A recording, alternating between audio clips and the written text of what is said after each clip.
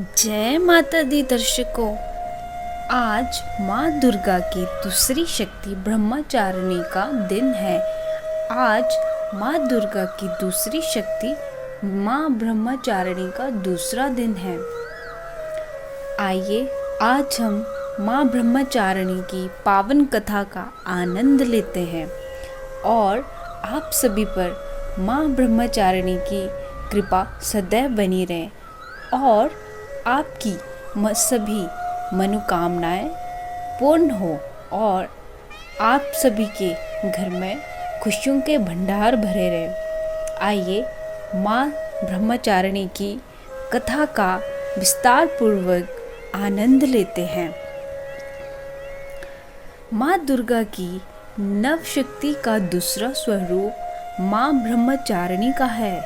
यहाँ ब्रह्मा का अर्थ है तपस्या से।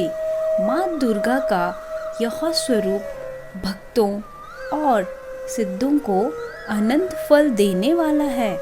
इनकी उपासना से तप, त्याग, वैराग्य, सदाचार और संयम की वृद्धि होती है।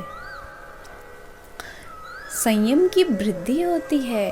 ब्रह्मचारिणी का अर्थ है तप की चारिणी, यानी तप का आचरण करने वाली है। देवी का यह पूर्ण रूप ज्योतिर्मय और अत्यंत भव्य है। इस देवी के दाएं हाथ में जप की माला है और बाएं हाथ में यह कमंडल धारण किए हैं।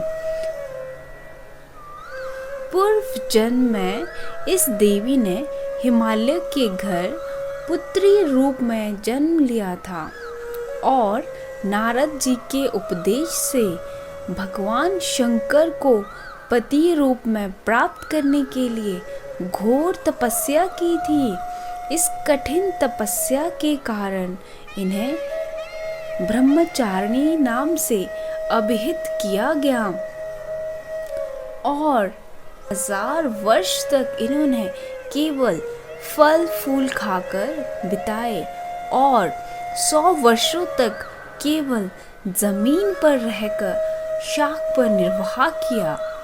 ये हमारी माँ ब्रह्मचारिणी की गाथा है। कुछ दिनों तक कठिन उपवास रखे और खुले आकाश के नीचे वर्षा और धूप के घोर कष्ट सहे। 3000 वर्षों तक टूटे हुए बिल्व पत्र खाए और भगवान शंकर की आराधना करती रही। इसके बाद तो उन्होंने सूखे बिल्व पत्र खाना भी छोड़ दिए। कई हजार वर्षों तक निर्जल और निराहार रहकर माता रानी तपस्या करती रही और कुछ समय के बाद तो माता रानी ने तो पत्तों को खाना भी छोड़ दिया और कठिन तपस्या के कारण देवी का शरीर एकदम क्षीण हो गया। ऋषि, सिद्धगण, मुनि सभी ने ब्रह्मचारिणी की तपस्या को अभूतपूर्व पुण्य कृत्य बताया, सराहना की और कहा, हे देवी, आज तक किसी ने इस तरह की कठोर तपस्या नहीं की। यही तुम्ही से ही संभव थी। तुम्हारी मनोकामना परिपूर्ण होगी और भगवान चंद्रमौली शिव जी तुम्हें पति रूप में प्राप्त होंगे। अब तपस्या छोड़कर घर लौट जाओ। जल्द ही तुम्हारे पिता तुम्हें बुलाने आ रहे हैं। तो ये हमारी माता रानी की कथा यहीं पर संपूर्ण होती है और आप इस कथा का आनंद अपने व्रत को खोलने से पहले ले सकते हैं। कथा का सार यह है, जीवन के कठिन संघर्षों में भी मन विचलित नहीं होना चाहिए।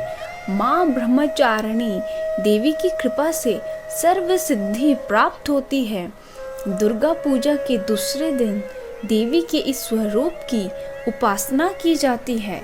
तो ये हमारी माँ ब्रह्मचारिणी की कथा थी और मुझे उम्मीद है कि आप सभी को माँ ब्रह्मचारिणी की कथा सुनने में काफ़ी आनंद आया होगा और अगली वीडियो आपको माँ दुर्गा की तीसरी शक्ति की पावन कथा का आनंद देखने को मिलेगा। आप सभी पर माँ दुर्गा की कृपा बनी रहे और आपके घरों में खुशियों के भंडार भरे रहे। जय माता दी।